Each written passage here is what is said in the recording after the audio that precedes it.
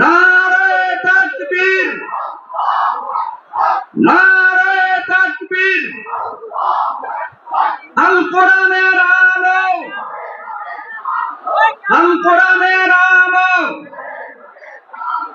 শুভেচ্ছা স্বাগতম। কেউ ওখানে যাবেন না। প্যান্ডেলের ভিতরে যে সমস্ত ভাইরা আছেন, প্যান্ডেলের ভিতরে যে সমস্ত ভাইরা আছেন, দয়া করে বসে পড়ুন। আপনারা জীবনে হেলিকপ্টার দেখেন না। একজন না হয়ে একাধিক হতো। একজন বলতো না আমি মহাবিশ্ব এভাবে চালাবো, আরেকজন বলতো না আমার মন চায় এভাবে, আমি এভাবে চালাবো। একজন বলতো সূর্য আমি পূর্ব দিকে উঠাবো, আরেকজন বলতো না আমি দক্ষিণ দিকে উঠাবো, আরেকজন বলবে না আমি উত্তর দিকে উঠাবো। এরকম আছে না নেই? ঝামেলা লেগে যেত। এজন্য বেশি রব হইলে আমাদের জন্য ঝামেলা, ওটা বেশি হইলে আমাদের লস।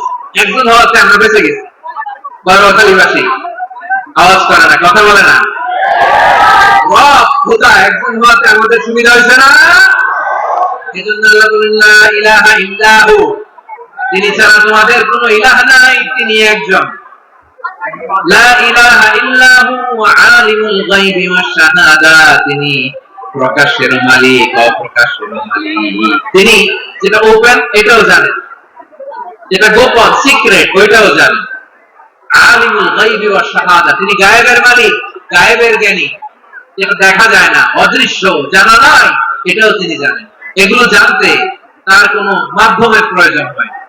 অতীতে কি হয়েছে, বর্তমানে কি চলছে, ভবিষ্যতে কি হবে, সব তার জ্ঞানের ভেতরে আছে। নাই এজন্য আল্লাহ বললেন আলিমুল গায়বি ওয়াশ শাহাদা, তিনি গায়েবের জ্ঞান রাখেন, তিনি দৃশ্য জগতের জ্ঞান রাখেন, তিনি প্রকাশ্য জগতের জ্ঞান রাখেন, তিনি গোপন জগতের জ্ঞান রাখেন। তার কাছে কোনো কিছু গোপন নাই। ঠিক কিনা বলেন?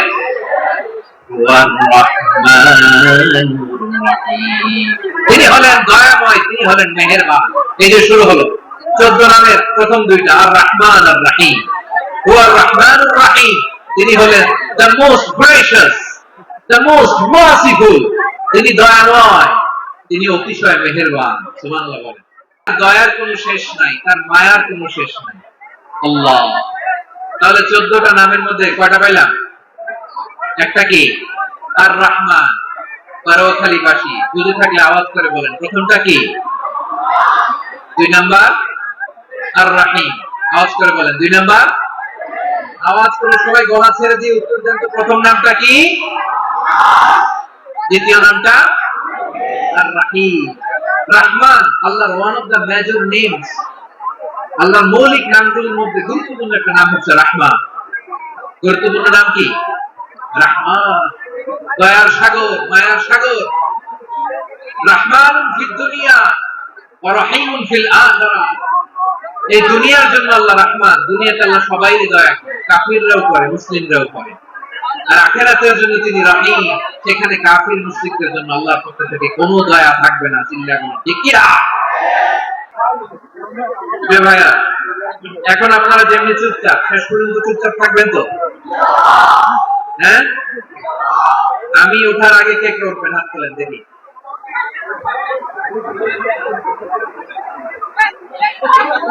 আমি ওঠার আগে কে উঠবেন?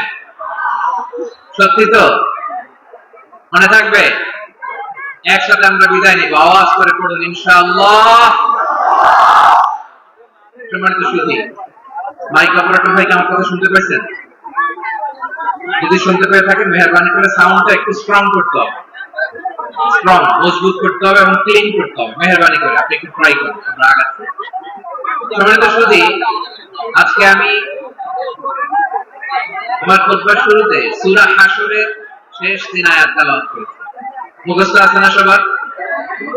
বাংলাদেশে ফজরের নামাজে প্রত্যেক মসজিদে যখন তাসবিহ পড়ে, ইমাম সাহেব এটা তালিম দেয় না, তালকিন দেয় না? বড়খালীবাসী মুখস্থ আছে না সবার? আজকে সূরাতুল হাশরের এই শেষ 3 আয়াতের তাফসীর আপনাদের সামনে উপস্থাপন করার চেষ্টা করব ইনশাআল্লাহ। কোরআনের অনেক জায়গায় আল্লাহ তাআলা নিজের পরিচয় দিয়েছেন। নিজের পরিচয় তিনি বিভিন্ন আয়াতে, বিভিন্ন সূরায় পেশ করেছেন। 3টি জায়গায় খুব এক্সক্লুসিভলি আল্লাহ তাআলা নিজের পরিচয় দিয়েছেন। এক হচ্ছে সূরা বাকারার 255 নম্বর আয়াত, মানে আয়াতুল কুরসি। এর মধ্যে 9টা বাক্য আছে, 9টা বাক্য মিলে একটা আয়াত। এই আয়াতে আল্লাহ তাআলা খুব চমৎকার ভঙ্গিমায়, চমৎকার ভাষা শৈলী ব্যবহার করে, খুব উচ্চাঙ্গের আরবি সাহিত্য দিয়ে একটা আয়াত নাযিল করেছেন। এই আয়াতটার নাম হচ্ছে আয়াতুল কুরসি। বিষ্ণুই বলেন, মান ক্বারা আয়াতুল কুরসি দুবুরা কুল্লি সালাতিন মাকতুবাতিন লাম ইয়ামনাহু মিন দুখুলিল জান্নাতি ইল্লাল মাউত। প্রত্যেক ফরজ নামাজের পরে যে আয়াতুল কুরসি পড়বে তার জান্নাতে যাওয়ার ক্ষেত্রে আর কোনো বাধা থাকে না। একটা জিনিস ছাড়া, সেটা হচ্ছে মৃত্যু। মরণ, লোকটা মরে না তাই জান্নাতে যায় না, মরলেই জান্নাতে। এই আয়াতুল কুরসির এই আয়াতে আল্লাহ তাআলা খুব স্পষ্টভাবে নিজের পরিচয় দিয়েছেন। আবার সূরাতুল ইখলাসের ভেতরে আল্লাহ তাআলা খুব চমৎকার ভঙ্গিমায় তিনি নিজের পরিচয় দিয়েছেন।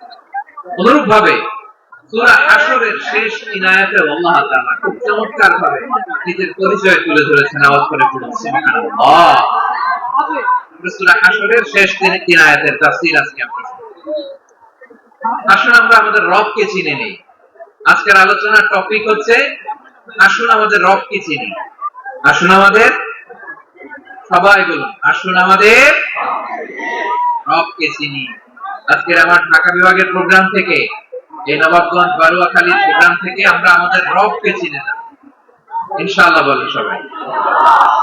সূরা হাশরের শেষ 3 আয়াতের একটা বিশেষ ফজিলত আছে, এটা আপনারা পড়বেন। কি ফজিলত? বিষ্ণু ইসলাম বলেন, মান ক্বালা حين يصبح 3 مرات أعوذ بالله السميع العليم من الشيطان الرجيم ثم قرأ 3 آيات من آخر سورة الحشر وقال الله به 70,000 ملك يصلون عليه وإن مات في ذلك اليوم مات شهيدا।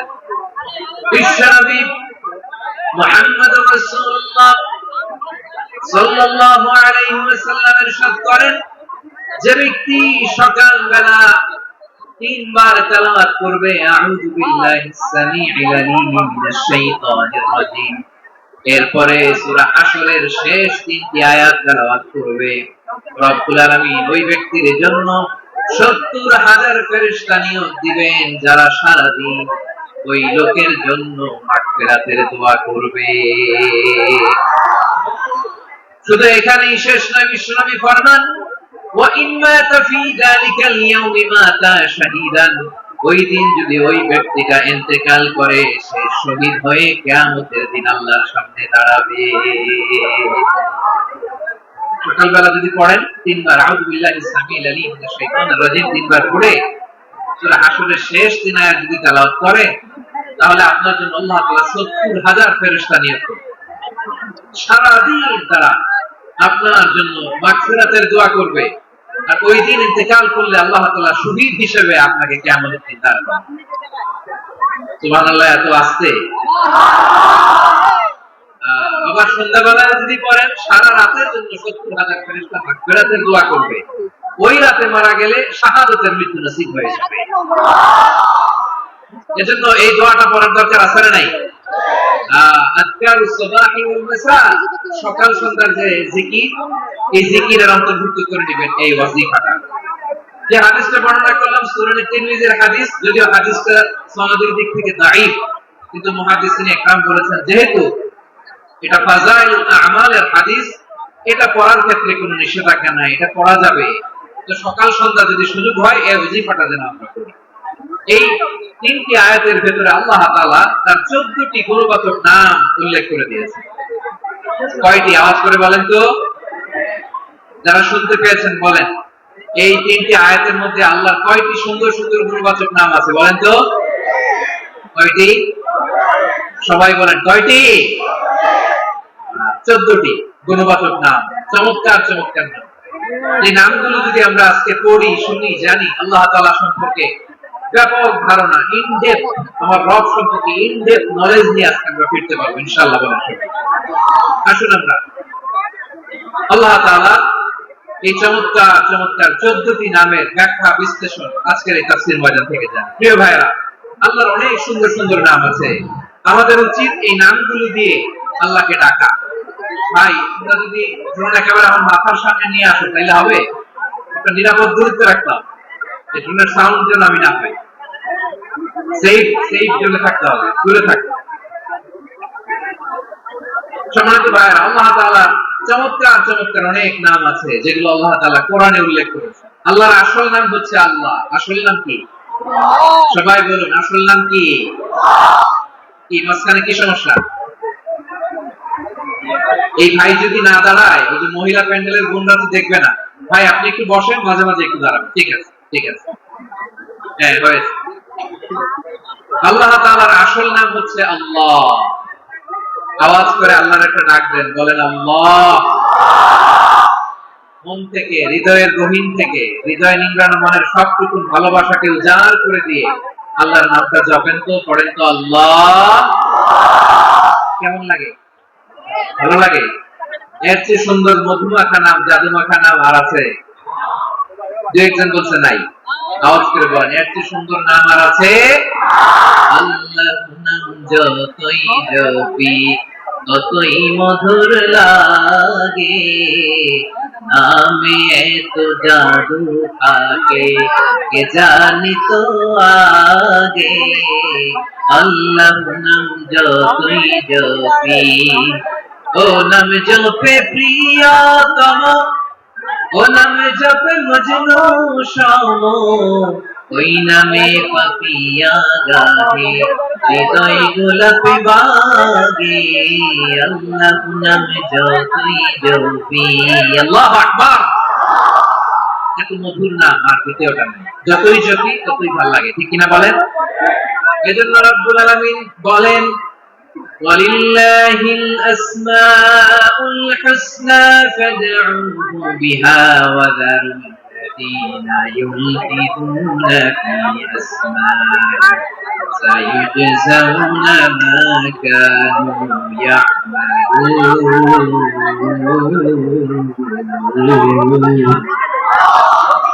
আল্লাহ বললেন, আমার অনেক সুন্দর সুন্দর নাম আছে, অনেকগুলো গুণবাচক সুন্দরতম নাম আছে। তোমরা এই নামগুলো ধরে আমি আল্লাহরে ডাকো, আর যারা আমি আল্লাহর নামের বিকৃতি ঘটায় তাদেরকে তোমরা বর্জন করো।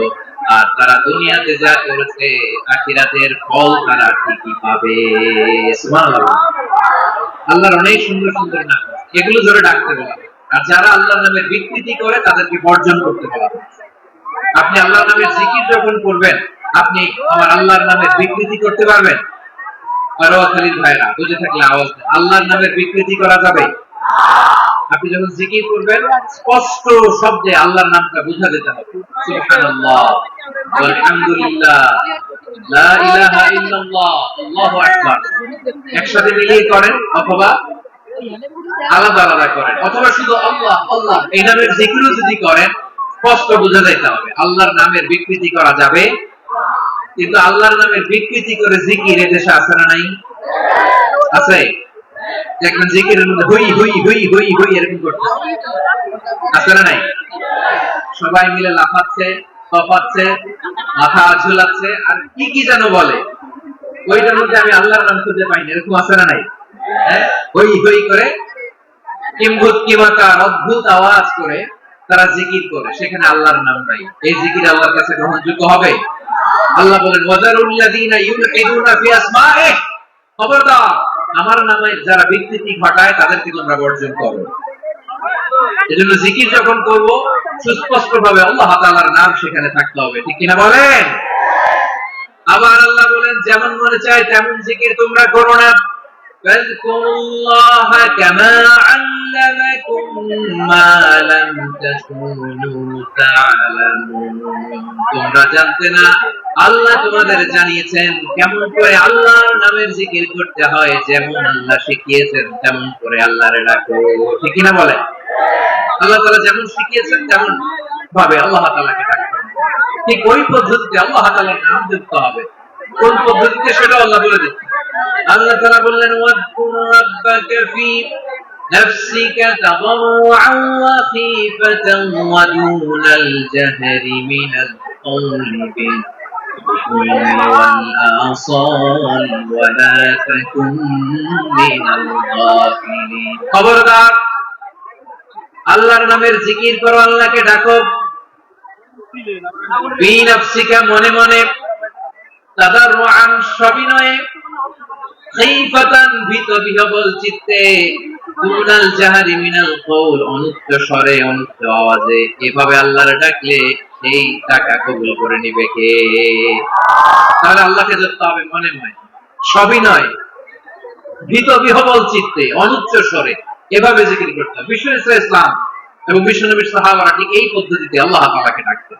তাহলে এই যে আল্লাহ তাআলার সুন্দর সুন্দর নামগুলো আছে, এগুলো ধরে আমরা আল্লাহ তাআলার জিকির করব, তার প্রশংসা করব, তার পবিত্রতা বর্ণনা করব, তাহলে খুশি হবেন কে? বিশ্ব ইসলাম বলেন, শাইতান জাসিম আলা কলবি ইবনে আদম, শয়তান বনি আদমের কলবের মধ্যে এরকম খামচি মেরে বসে। খামচি বোঝেন তো? শয়তান বনি আদমের হৃদয়ে, কলবে খামচি মেরে বসে থাকে।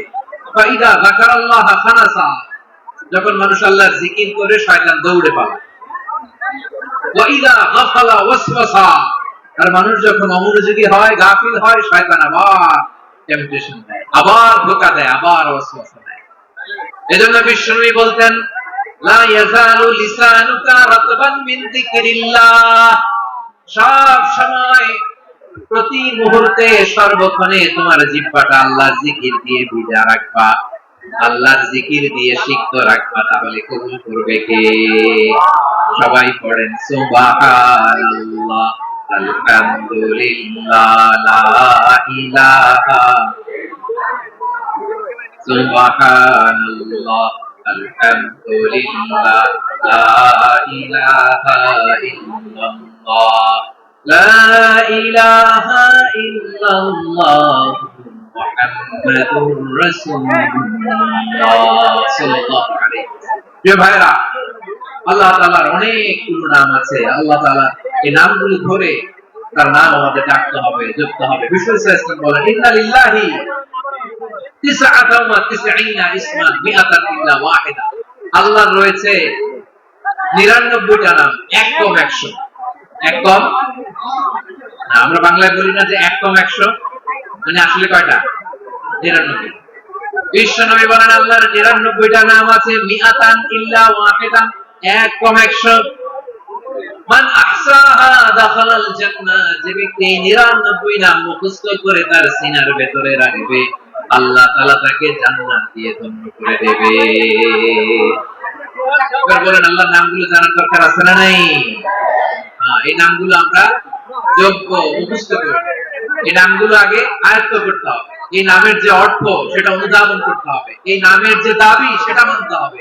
সিবগাতুল্লাহ, ওমান আহসানু মিনাল্লাহি সিবগা ওয়া নাহনু লাহু আবিদুন, আল্লাহর রঙে রঙিন হতে হবে।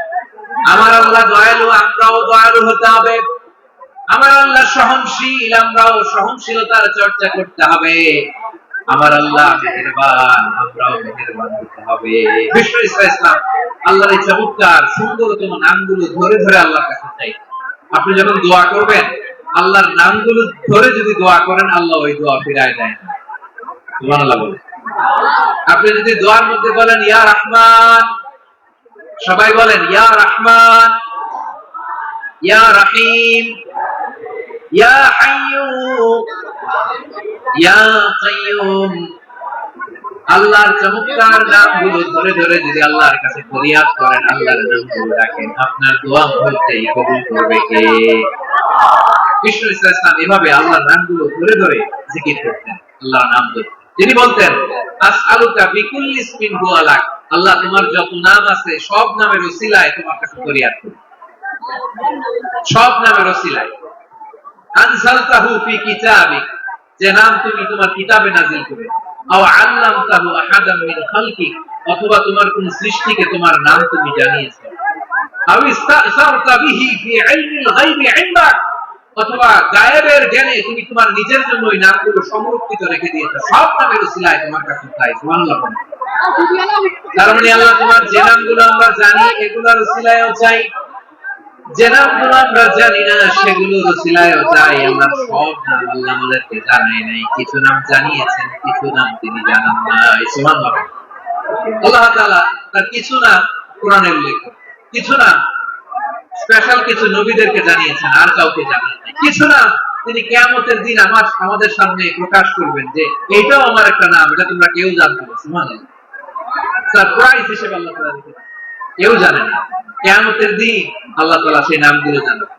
আর কিছু নাম আছে সেই নামগুলো আল্লাহ কোরআনেও বলে নাই, কোন নবীরেও জানাই নাই, কিয়ামতের দিনও সারপ্রাইজ হিসেবেও জানাবেন। ওই নামগুলো স্বয়ং খোদ আল্লাহ ছাড়া কেউ জানে না। এজন্য বিশ্বনবী দোয়ার সময় বলতেন, আল্লাহ তোমার যে নামগুলো জানি, যে নামগুলো জানি না, সব নামের বরকতে তোমার দরবারে চাই, সব নামের ওসিলায় তোমার কাছে ফরিয়াদ করি। সুবহানাল্লাহ বলেন। তাহলে সূরা হাশরের মধ্যে আমরা আল্লাহর মোট কয়টা নাম পাবো দেখি, মনে আছে কিনা? হ্যাঁ, কয়টা?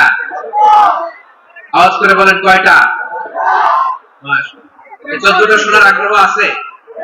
এই দুই একদিন যে উঠা বসা করতেছেন, এই ডাস্টে তো ডাস্ট অ্যালার্জি হয়ে যাবে, ধুলাবালি। আসার সময় তো অনেক ধুলা খাওয়াইছেন আমার এই জায়গায়। একটু শান্ত হয়ে বসেন, আমরা শান্ত হয়ে বসি, অল্প কিছু সময় কিছু কথা আলোচনা করবো, তারপরে আমরা বিদায় নিই। উঠবো না, কেউ দাঁড়াবো না, উঠবো না। সেই গতকাল থেকে, গত রাত থেকে আমি দেখেছি তো আপনাদের কাণ্ড কারখানা, ভিডিওতে দেখেছি, কাঁথা বালিশ নিয়ে গত রাতে চলে আসছে।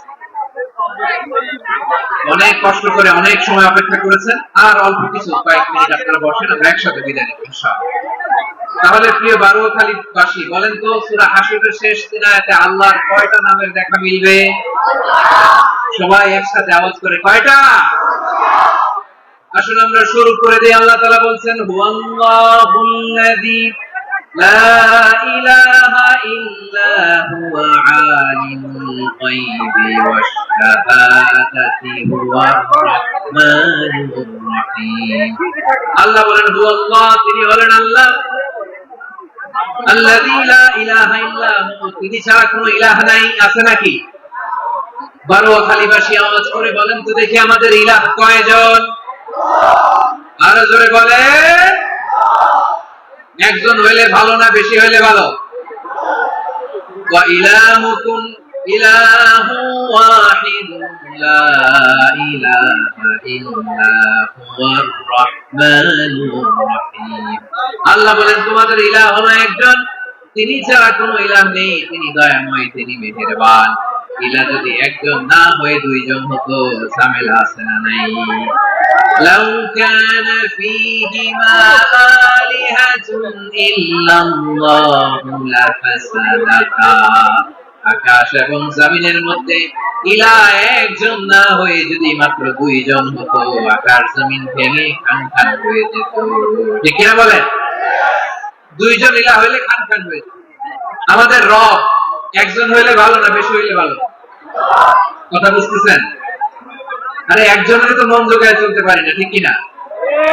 একজন, তিনি যে আদেশগুলো দিয়েছেন আমাদের দুর্বলতার কারণে আমরা তো পারি না। যদি 10 জন হইতো, ওই 10 জনকে হ্যাপি করতে পারতাম, তাদেরকে স্যাটিসফাই করা যেত এত সহজে? 10 জনের 10 নিয়ম থাকতো। একজন বলতো আমার সেজদা দিবি সকালে, আরেকজন বলবে আমার জন্য নামাজ পড়বি 3 বার, আরেকজন বলবে আমার জন্য যাকাত দিবি এতবার, আরেকজন বলতো আমার জন্য কুরবানি দিবি এতবার। তাহলে আমাদের জন্য কঠিন হয়ে যেত, ঠিক কিনা?